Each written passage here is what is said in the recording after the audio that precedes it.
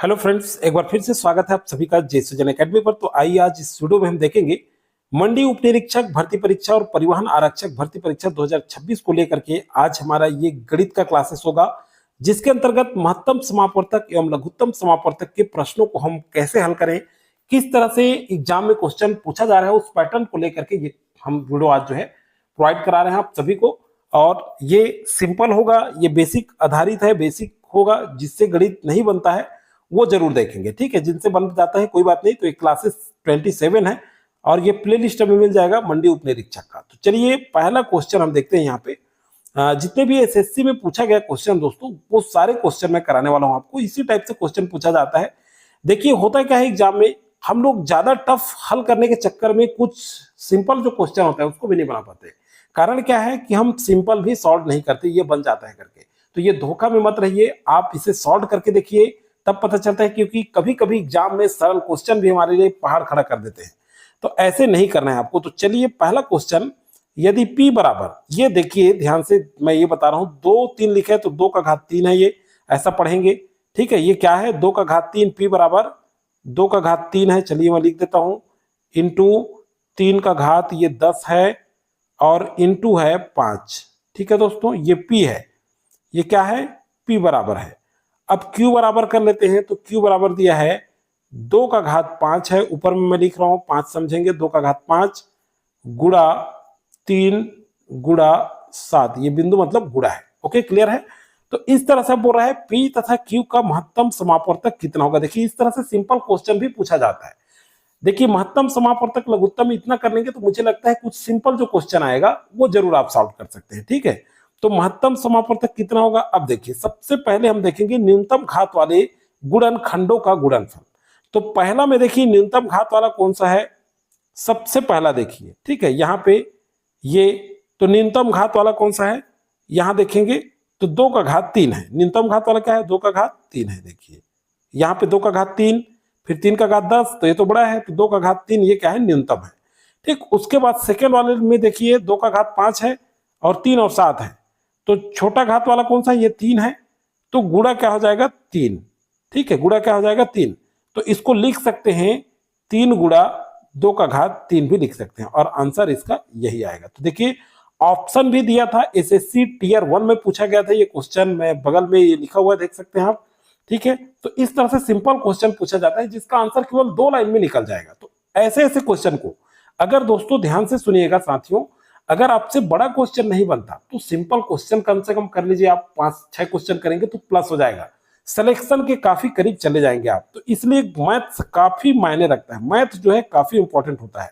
तो ये इस तरह से बनता है और ये ऑप्शन में 3 इंटू 2 पावर 3।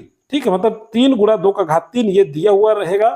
ठीक है, ये दिया हुआ था, मैं ऑप्शन में यहाँ पे नहीं लिखा हूं, तो ये समझ जाइए आंसर ये 3 गुणा 2 का घात 3 आएगा। मतलब ऑप्शन आपको नहीं दिखाया गया है। ठीक है, डायरेक्ट मैं हल करके बता रहा हूं आपको। चलिए आगे क्वेश्चन है, यहाँ पे देखते हैं 1/2, ये 1/2 है, ध्यान से देखेंगे। 1/2, 3/4, 5/6, 7/8, 9/10 का महत्तम समापवर्तक है।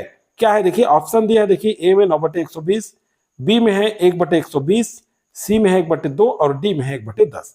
ठीक है, तो इस तरह से ऑप्शन दिया भी रहता है, कई में, बहुत सारे में नहीं दिया रहता है। ठीक है, तो यहां पे क्या करेंगे हम लोग, चलिए यहां लिखते जाइए, फिर मैं लिख के हम जो है मिटाते भी चलेंगे, ध्यान से देखिएगा।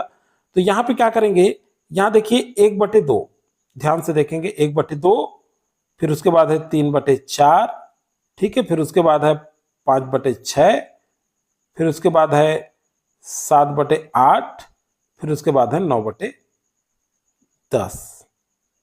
7/8 है।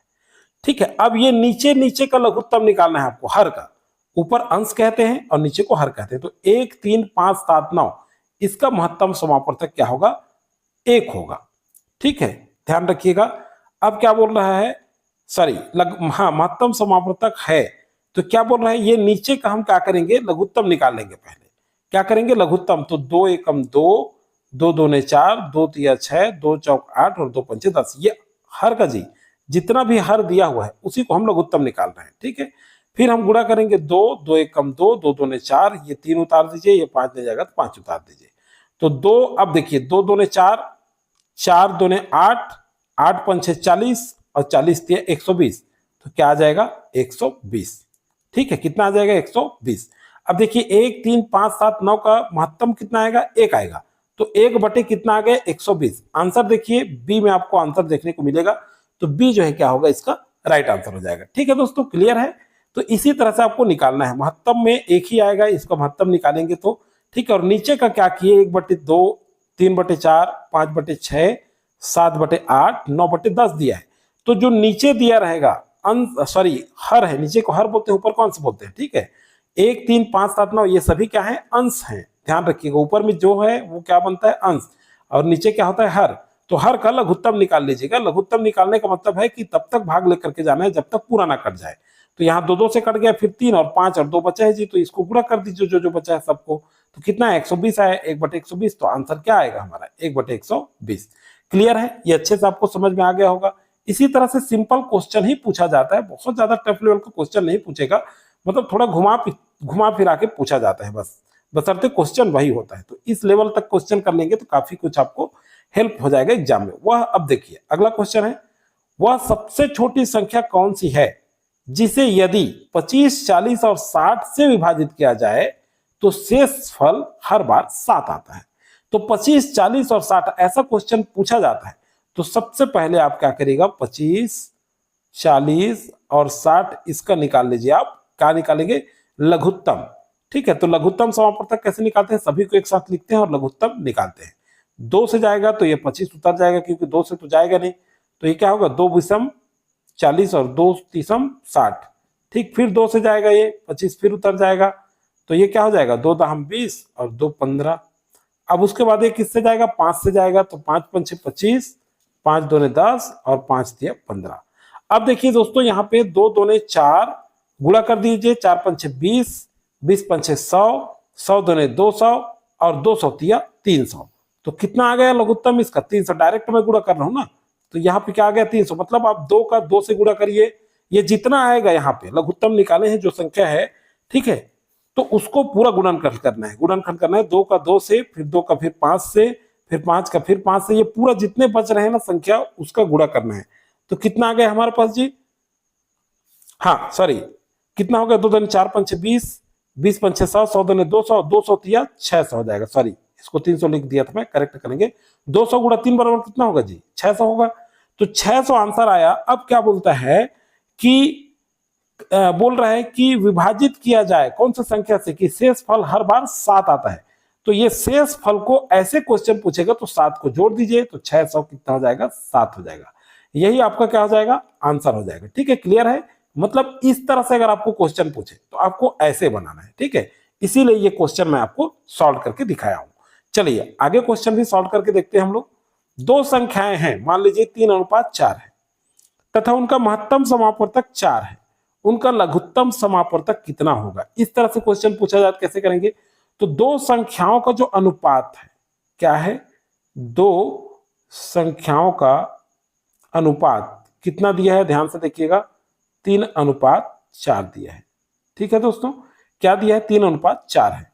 उनका महत्तम समापवर्तक कितना है, बराबर 4 है। ठीक है, महत्तम समापवर्तक कितना है, 4 है।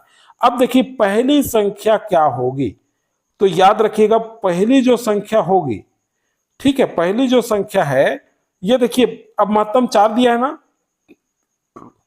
अनुपात कितना दिया है, 3:4। तो इस तरह से पहली संख्या मतलब महत्तम में 4 गुणा पहला 3 है ना, तो 3 कर दीजिए, तो कितना होगा, 4 दिया 12। ध्यान से देखिएगा, 3:4 दिया है, तो पहले 3 का गुणा करेंगे इस 4 से, जो महत्तम दिया है उसमें 4 से गुणा करेंगे 3 का, तो 4 दिया 12। उसके बाद फिर इसी 4 में, क्योंकि महत्तम 4 है तो 4 गुणा 4 बचा है ना, ये वाला 4 अनुपात में दिया है ना भाई, तो 3:4 मतलब पहले 3 का गुणा करेंगे। कोई भी ऐसा क्वेश्चन आता है तो उसमें इसी तरह से सॉल्व करना है। दूसरा 4 बचा है, चूंकि महत्तम 4 है तो इस महत्तम 4 में 4 का फिर से क्या करेंगे, गुणा करेंगे। क्यों, क्योंकि 3:4 मतलब 3 का एक बार गुणा किए, यहां देखो ये वाला, फिर दूसरा में 4 बचा है तो इस 4 का फिर 4 से गुणा किए, तो 4 चौक 16। अब देखिए 12 और 16 का लघुत्तम समापवर्तक अगर हम देखें, ये दोनों का 12 और 16 का लघुत्तम समापवर्तक आप निकाल लीजिए, 48 आएगा। ठीक है, अभी मैंने लघुत्तम निकालना आपको सिखा दिया, उसी विधि से निकालेंगे तो आपका आंसर 48 आएगा। ओके, क्लियर है? तो 48 जो है क्या होगा, राइट आंसर होगा। और इस तरह से कोई भी एग्जाम में आपको क्वेश्चन पूछा जाता है तो उसका सॉल्व इसी तरह से होगा, इसी तरह से आपको सॉल्व करना है। अगला क्वेश्चन है, देखिए, दो संख्याओं का अनुपात 2:3 है एवं उनका लघुत्तम समापवर्तक 72 है, तो संख्याओं का महत्तम समापवर्तक कितना होगा? अब देखिए, दो संख्याओं का अनुपात कितना दिया है जी, चलिए बनाते हैं। दो संख्याओं का अनुपात कितना दिया है? अनुपात बराबर 2:2 क्या है, 3 है। ठीक है, दो संख्याओं का अनुपात कितना है? 2:3 है। माना दोनों का महत्तम समापवर्तक तो दिया नहीं है, तो दोनों का मान लीजिए हम दोनों का महत्तम समापवर्तक मान लेते हैं, महत्तम समापवर्तक मान लेते हैं n है। कितना है? n। तो पहली संख्या क्या होगी? पहली संख्या बराबर 2n होगा, क्योंकि 2:3 कह रहे हैं ना, तो पहला 2 हो जाएगा तो 2n, और दूसरी संख्या हम मान लेते हैं 3n। क्यों? अनुपात में 3 दिया है। ठीक है, तो पहली संख्या ऐसे को कैसे करते हैं सॉल्व? पहली संख्या गुणा दूसरी संख्या। ठीक है, जिनको सरल लग रहा होगा तो कोई दिक्कत नहीं है, और जो बेसिक जिनका कमजोर है वो जरूर देखेंगे। तो पहली संख्या गुणा दूसरी संख्या बराबर महत्तम समापवर्तक, ध्यान से नोट कर लीजिएगा ये सूत्र को, महत्तम समापवर्तक गुणा लघुत्तम समापवर्तक। अब क्या होगा दोस्तों? पहली संख्या कितना है? 2n है, और दूसरी संख्या कितना है जी? 3n निकाल लिए हैं हम लोग, 3n लिख लीजिए। फिर उसके बाद महत्तम समापवर्तक कितना माने हैं? माना, यहाँ पे देखिए n माने हैं आप, यहाँ देखिए, तो महत्तम समापवर्तक n गुणा लघुत्तम दिया कितना है प्रश्न में, देखिए लघुत्तम समापवर्तक 72 है, तो 72 बोल रहे हैं ना, तो 72 को अपने जगह में रख दीजिए। अब 3 दूने कितना होगा जी? 6, तो n बराबर 72 गुणा 2, तो क्या हो जाएगा? 2 एकम 2, कटा दीजिए इसको, 3 दूने 6 हो जाएगा ना, ये क्या है? 3 दूने 6, तो 6 कम 6 और 6 दूने 12, तो क्या आ गया? 12 आ गया। ठीक है, तो महत्तम समापवर्तक कितना होगा? 12 होगा। इसी तरह से आपको क्वेश्चन सॉल्व करने हैं। ठीक है, तो ये बिल्कुल आपको समझ में आया होगा। मान लीजिए राइटिंग अगर इधर उधर होता है तो जो मैं बोलता हूं उसको सुना कीजिए, इसी तरह से क्वेश्चन पूछा जाता है दोस्तों। तो इतना कर लेंगे तो लघुत्तम और महत्तम मेरे हिसाब से क्लियर हो जाएगा। ठीक है, और कुछ क्वेश्चन है जिसको मैं करा दूंगा, इसके बाद जो है लाभ हानि है, अनुपात समानुपात है, सभी क्वेश्चन मैं कराते चलूंगा। हो सके तो इस व्हाइट बोर्ड में कराएं क्या? व्हाइट बोर्ड में अगर आपको ज्यादा अच्छा लगता है तो व्हाइट बोर्ड कमेंट करके बताइएगा, इसमें समझ नहीं आ रहा होगा तो व्हाइट बोर्ड में आपको सीधा सीधा बताया जाएगा। तो चलिए दोस्तों, आज की वीडियो में फिलहाल जानकारी इतना ही। इसी तरह से लगातार वीडियो जारी हो रहा है हमारा। मैं प्लेलिस्ट बना दिया हूँ मंडी उप निरीक्षक के लिए अलग से और परिवहन आरक्षक दोनों के लिए। ठीक है, तो मैथ्स आता है, दोनों का काम आएगा, दोनों में देखा कीजिए। छत्तीसगढ़, इंडिया जीके सभी का अलग अलग वीडियो डल चुके हैं, नहीं देखे हैं और देखना चाहते हैं तो प्ले लिस्ट में जाकर के वीडियो आप देख सकते हैं, बहुत सारे वीडियो डल चुके हैं। तो चलिए दोस्तों, आज की वीडियो में फिलहाल जानकारी।